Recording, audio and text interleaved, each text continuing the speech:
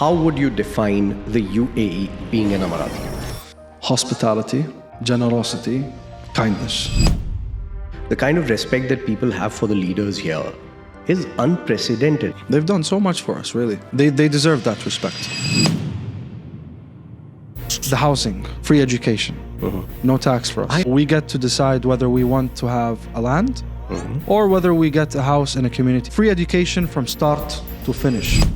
I met Sheikh Hamdan bin Mohammed. I explained to him that I was there for a medical reason. The next day, this guy shows up, calls my mom, says, I'm from the Sheikh's guys. Please come downstairs, I have something for you. It was an envelope full of money. Wow. As a gift from Sheikh Hamdan. How much money was that? It was...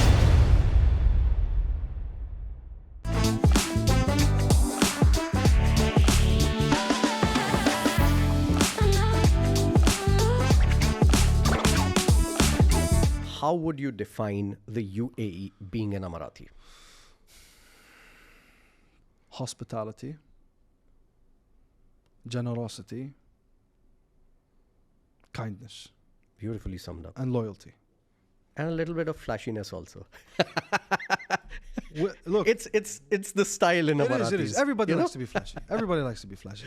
The kind of respect that people have for the leaders here is unprecedented. I mean, I've seen Emiratis, literally loving their leaders.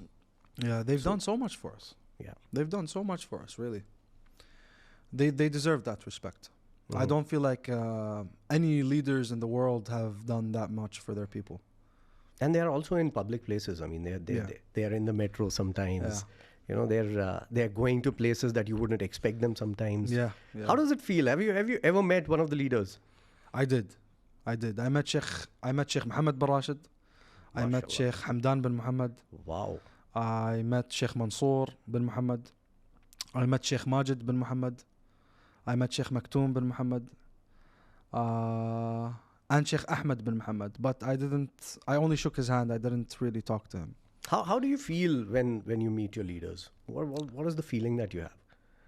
As an Emirati, that is. It's inspiring, really. It is.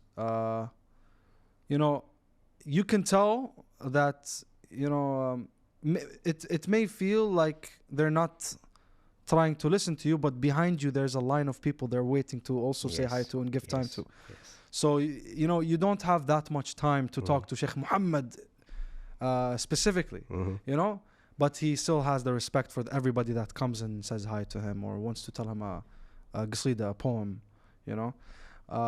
But I couldn't talk to him as long as I wanted to, But with Sheikh Hamdan, it was a different story. We spoke with each other for a solid 20 minutes.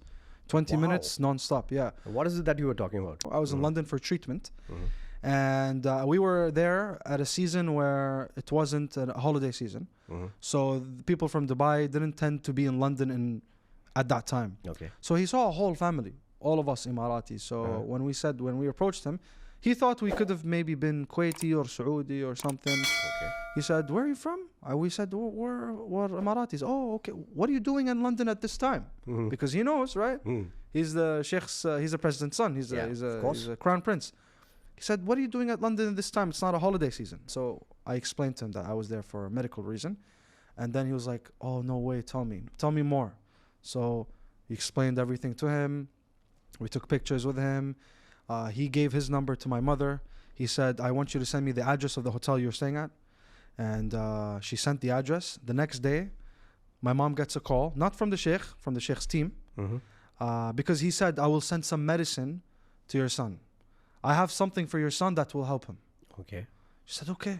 And he's like, "Just trust me, And he gave his number to my mom. He's like, "Give me a missed call." Wow. And he pulled his phone out and he was so humble. He was so normal. Wow. Such a normal guy. He wasn't like, it's not like this guy's a prince. You know what I mean?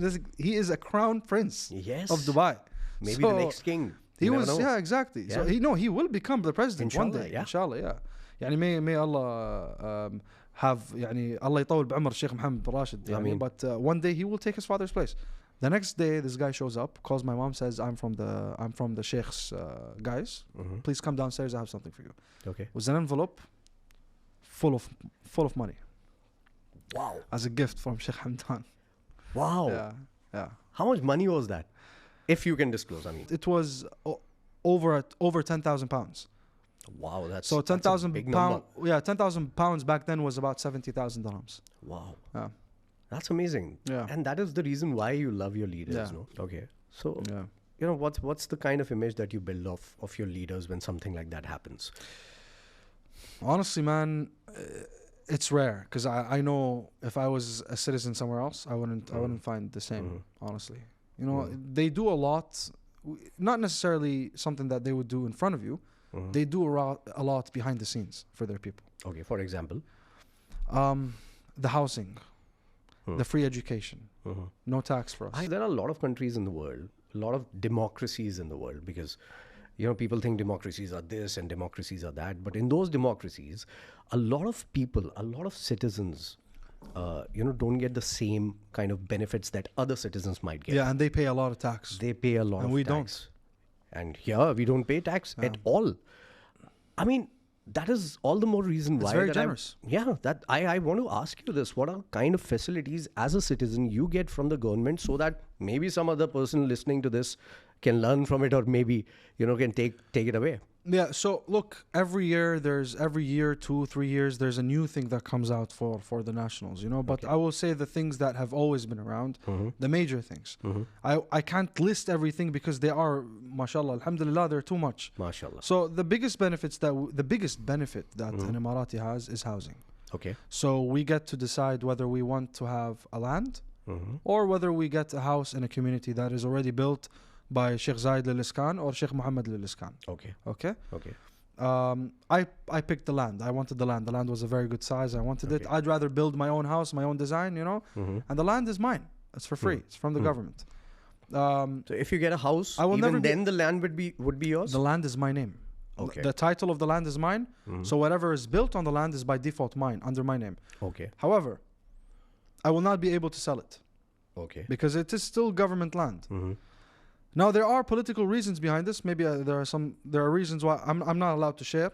Of course. But I can't sell the land unless I lived in it for more than 30 years. Okay. I can go request from the Diwan office. Okay. That I would like to take this full title under my name so I can sell the house. Or if, God forbids, I die, my inheritance can immediately sell it. Okay. Sell the house, the land with its house. All right. So only then it can be sold. So like, for example, our house, the house that I live in is my father's house. Okay. My father, Allah passed away. So now we have the title as inheritance. Now we are allowed to sell the house. All right. Great. Apart from the house, what are the other benefits? Free education from start to finish. For all kids? From pre-kindergarten all the way to master's degree.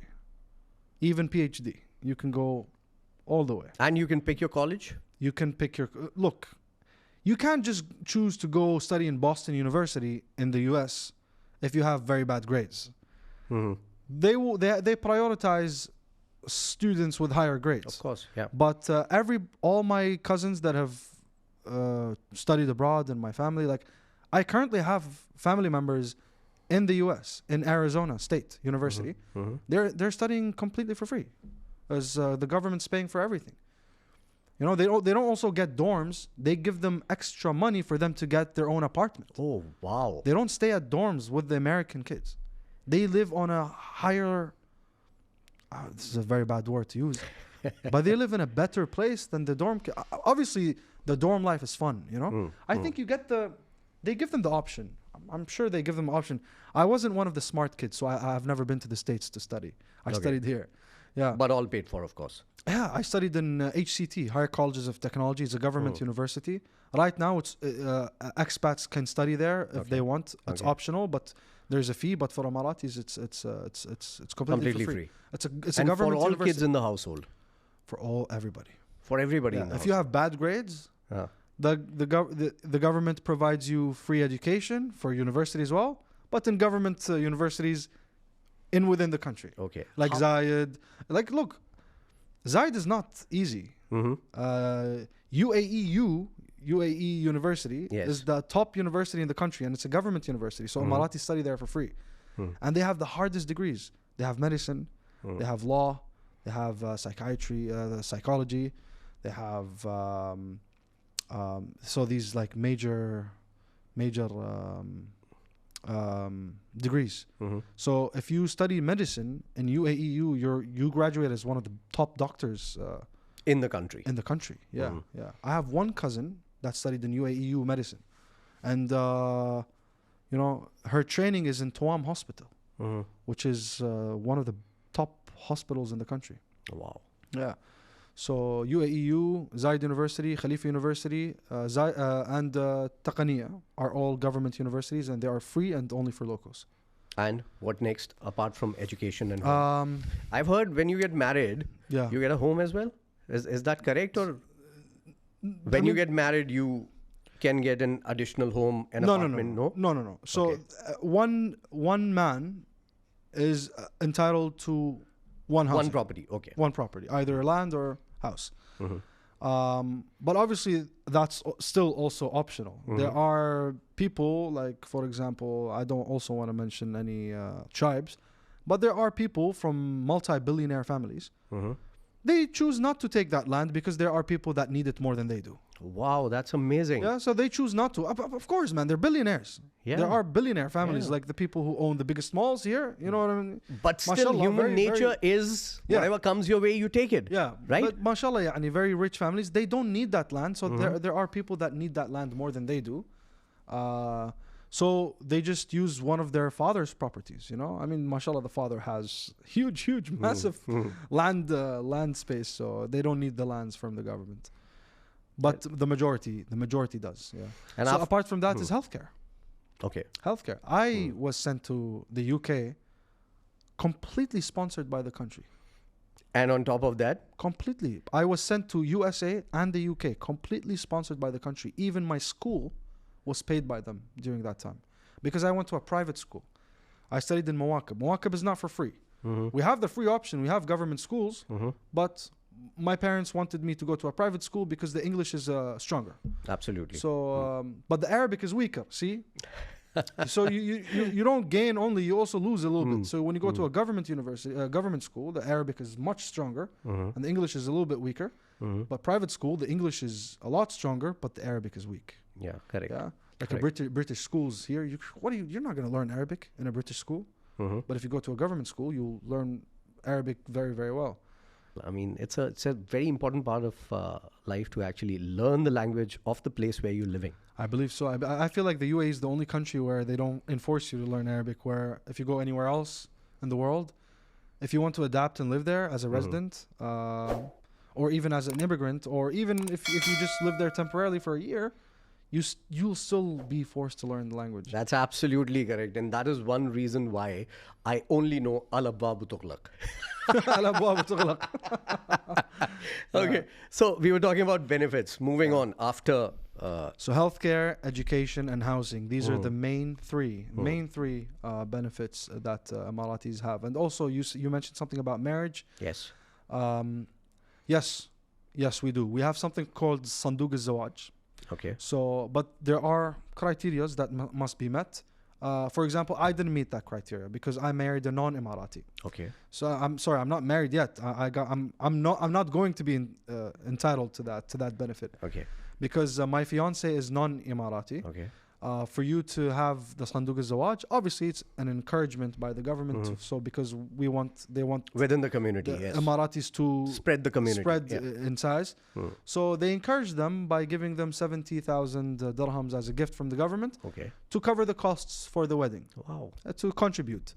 And they also can give them a ballroom for free. So all men, regardless of, because look, we have multiple ceremonies. We have a men's wedding and we have a women's wedding.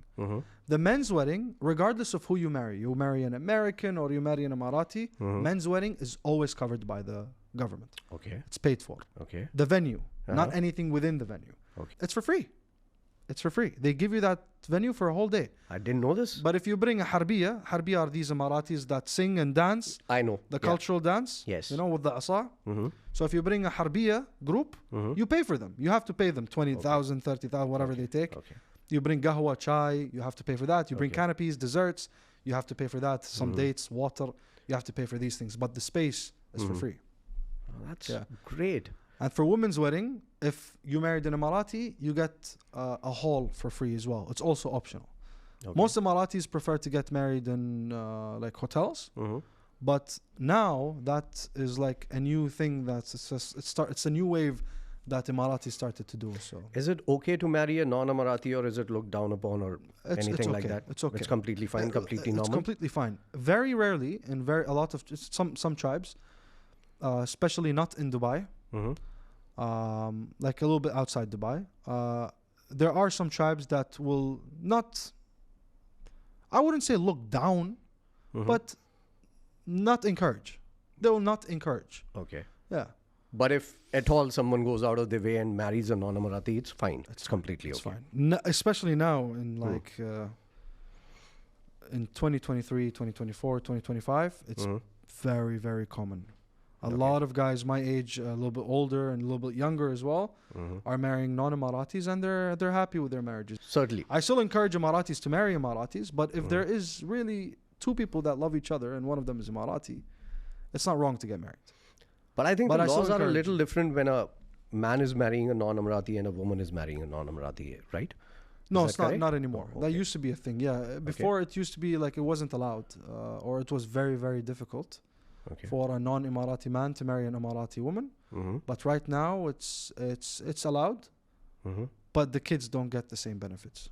Because the kids are not Emirati. Their father is not Emirati. But there's a very interesting thing you said in this. 11% of your population, the whole population of the UAE, 11% is Emirati. Aren't you scared of the dilution of culture sometimes because there are so many expats here? No, because we're rapidly increasing. We were I think I'm not sure how much. Can I check? Yeah, sure. Go ahead. Yeah. I want to have the exact number. The updated number right now. That's 1.44 already. So in a couple of years we increased 300,000. That's around 30% increase. Yes. That's crazy. You know, my friend is. I have a friend. He likes to do this very like birth rates studies and how the birth rates are decreasing in the world and stuff.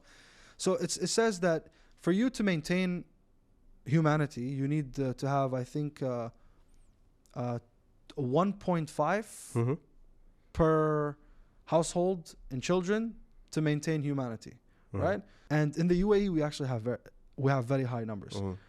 As a country, the birth rate is lower than normal because most expats here don't come here to get married and have kids. Correct. They come here already with their kids. Yes. They're not planning to have more. Yes. They come here already single. They plan to go back to their countries and get married. So, correct. So it's arguable, it's debatable why our birth rates are low is because of the expats that come here.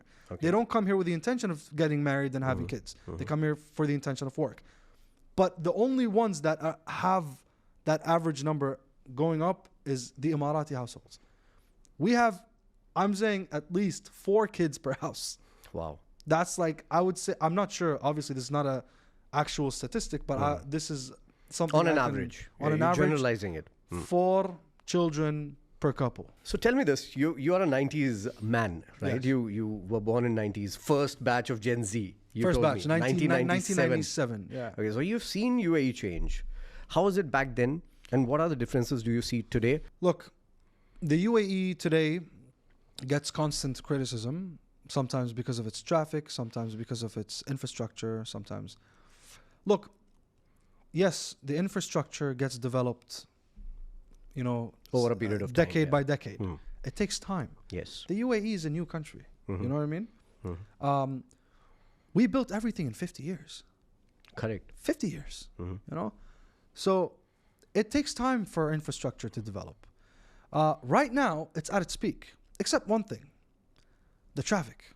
Traffic is bad. But again, they're still doing layers of bridges to, but this traffic is already abnormal. Like the number of cars we have in this city, in this area of Dubai, is already too much for it to be anywhere else as well. True. You get what I mean? Yeah. So if we had these many people living in that land area and we put them in Italy, let's say, in Rome, the roads won't move. Rome cannot accommodate even bicycles, honestly. Yeah, it won't. The roads won't move. If you take these many people and you take them to Manhattan, the roads won't move. Absolutely. You take the same number of people, you take them to Tokyo, the roads will not move. We already have multi-layered roads to accommodate the traffic. You know, when I went to ask for the blessing of my fiance's hand from her father, the official engagement, when I was leaving, my uncle was with me in the car, my father's brother. I asked him, Ammi, do you miss the old Dubai or do you like Dubai now? He said, nothing was like the old Dubai. He said the old Dubai was something else. There was only one hub. You know, it was Al-Rigga Street. There was only one mall. There were only a few restaurants. There was only that one 5-star hotel. You know, astaghfirullah, the drinkers would all go that one place.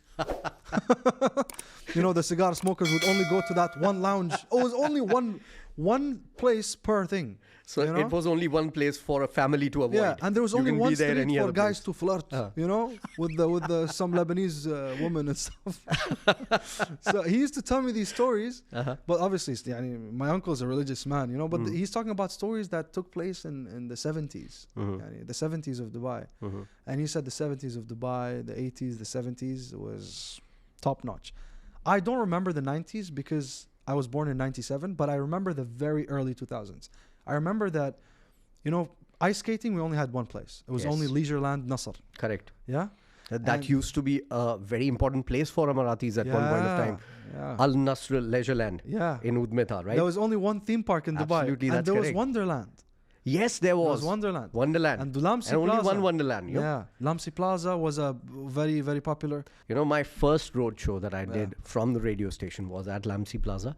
My first movie that I watched in the UAE, that was Raz 2, by the way, I watched it in Lamsi Plaza. So I took calls from people talking about, you know, why Lamsi Plaza is special. I missed that mall. But it's just been sold for 188.7 million. It just got sold? Just got sold. With the clown? Yes, it just got sold. With the clown, huh? With everything. But one mall, I'm so happy that it still exists, and it's also at its peak, is Wafi. Wafi existed since the 90s, right? The 90s? Yes, I think so. Or like maybe... It's pretty old, yeah. And it still exists, and it's still the same, and it smells the same. Oh my God, I love Wafi. I have childhood memories in Wafi and Lamsi Plaza. That's crazy. So Dubai only had these two malls and Ghurer, right? Ghurer Center. Ghurer Center, and Bin Sugat. But Ghurer Center is not the same anymore. It's the major malls was Lamsi, Wafi. That's it. That's it. This is where everybody went. Everybody went to Wafi or Lamsi. It was one of these two malls. So I miss my childhood. I miss my childhood. There was no traffic, you know. People were humble, man. People were different back then. They've changed now? I feel like everybody changed. You know, with the whole adapting to Western society, Dubai is that a good thing or a bad thing? Bad thing. Of course, bad thing. So do you think it's good because now Dubai is very diverse, but it's bad that... That's what I was talking about when I was talking about cultural dilution. The culture is definitely... No, look, the culture of Emiratis will never die.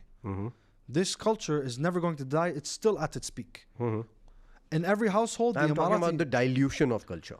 No, it's not. Because in Emirati households, our culture never died. It's still alive and it's still pure and it's still being practiced the way it should be. So I need to talk to you about this because this is something really special. You were talking about tourists. When tourists come down here in the UAE, for example, if my family comes down, I would take them to a Dubai mall, to the Dubai fountain, to Burj Al Arab maybe. Yeah? Maybe one of the beaches. Yeah. Where would you take a tourist if they come to you? Is this the Dubai? Do you want to show them, or is there something more hidden? Look, you need to show them the new stuff. The Dubai Mall, Burj Khalifa, the fountain. You got to show them these things. Take them for a safari trip, but not a touristic one, cultural one. Okay. We know the cultural ones. The tourists, they're being, I wouldn't say scammed, but they're being lied to with the whole tourist thing. They ride the camels. This is not 100% Emirati culture. Riding camels was, yes, it was a form of transportation, but not for everybody. There were a lot of Emiratis back then that had boats, you know? So it's not a 100% Emirati culture. So only the Emiratis can show you Emirati culture. Okay. And so the new stuff is good. Take them to Shandaga Museum. Okay. But the whole plot, not only the Shandaga Museum, everything around Shandaga Museum. Okay. So the Sheikh Rashid's house, the neighborhood, the market, the main museum building, You go to Shandaga Museum, I swear to God, it's very artistic and futuristic, but the place is the same. They didn't change. In Shandaga Museum, I also said this on Mahreen's show, part of the museum journey is they take you to the real house of where Muhammad bin Rashid was born. They take you to Sheikh Rashid's house. You see Sheikh Rashid's bedroom. You see the garden. The Sheikh Hamdan, Allah yarhamah, and Sheikh Mohammed bin Rashid grew up playing in. You know, the sandpit. They grew up playing in that sandpit outside the house. They take you upstairs, downstairs. You see the whole palace that they lived in, and it was small. You know, back then things were different.